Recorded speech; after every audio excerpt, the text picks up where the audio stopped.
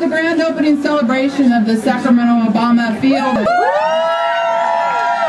Thank everybody spending their Thursday evening with us. We have some folks here that want to say hey, and very excited to have all of you here. There's a lot of faces that have been campaigning for a while. Sacramento for Obama was born on February 22nd, just 12 days after Barack made his announcement that he was running for president. And we've been, I'd like to acknowledge Bob Mulholland with the California Democratic Party. Steve Cohn with the Sacramento City Council. We're actually in his district right here. We have Duffy Licks, the California Field Director. Yeah. With Esperanza. Yay! She's my boss. She went outside.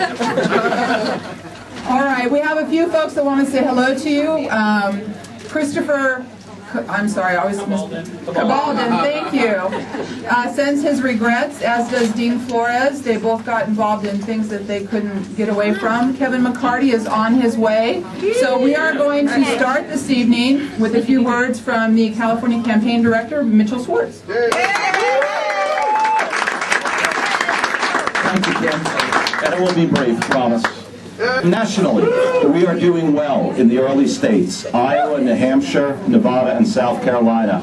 I'm sure you're all following it. 2 weeks from today, the first votes are cast in Iowa. I'm troubled about the nature of our party's commitment to change and to real values that people across this nation are dying for. You represent that hope and that belief Barack Obama brings to our nation and to us as Democrats.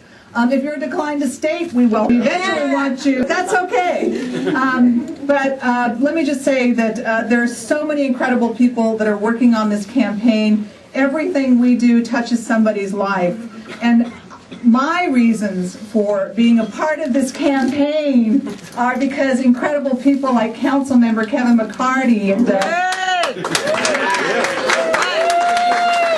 young people like Chris Palmer, who's 19, whose father is a longtime activist, that just right away had this sense of his generation wanting to find a leader like Barack Obama. And for years and years, I actually get to stay away from politics. A lot of candidates that I didn't really endorse. There are a lot of people I didn't really believe in what they were saying or what they were doing.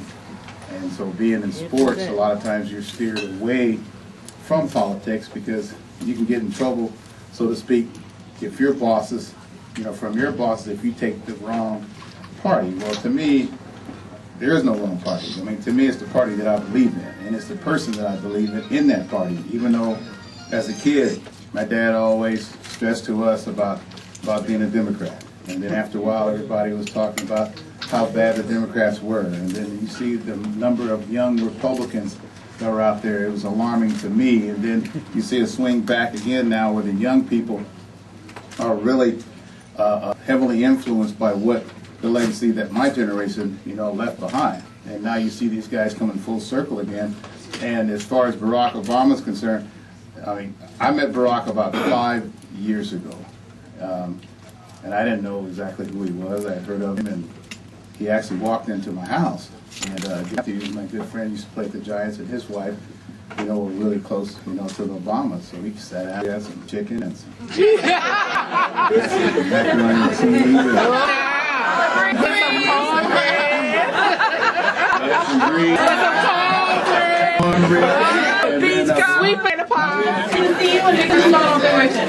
See, it's that easy. It happens like that every time.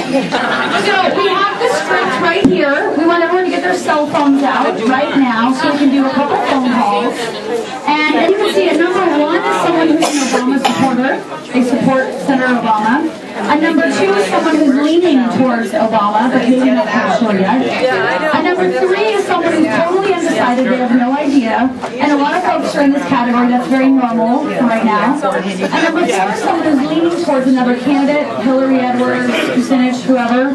And then number five is someone who's totally with another. So we want you to write one sheet on the sheet when you call the person. Everyone needs to get their cell phones out. We're going to do a couple minutes of phone calls. We want you to make 5 phone calls right now. We're going to make 5 phone calls right now because that's what this campaign's about. Okay? Cell phones out, folks. You guys are going to be awesome.